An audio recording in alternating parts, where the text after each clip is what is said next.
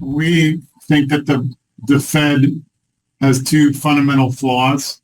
The first is their 2% target is way too low. It was just adopted copying New Zealand from the 70s. It's global groupthink, central bank groupthink. So that's the first problem. Second is they tend to focus too much on the labor market and labor expectations of inflation. So therefore, they believe they always need to sound more hawkish than maybe even is warranted. The money supply, which is the best leading indicator of both inflation and the economy and the stock market, is down 15% this year alone. But the Fed tends to ignore the money supply and just focus on the labor market. They increased the money supply 65%. And then they thought we would have transitory inflation. Well, that was obviously ridiculous. But now they've reduced the money supply 15%.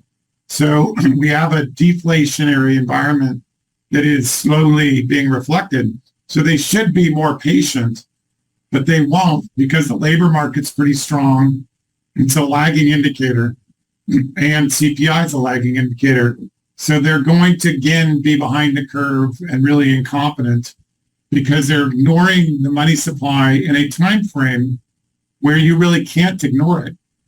When you have these radical increases and decreases, you have to look at it.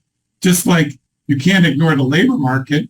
Like going into the pandemic, it would have been foolish for monetarists to say, oh, well, we're going to be fine because the money supply is growing when employment is crashing because of shutdowns. So you need to have a balanced view of the world, looking at both the labor market from a Keynesian perspective and the money supply from a monetarist perspective to get a good call on the fundamental economy. So we would urge Powell to look at the money supply and be more cautious about raising rates.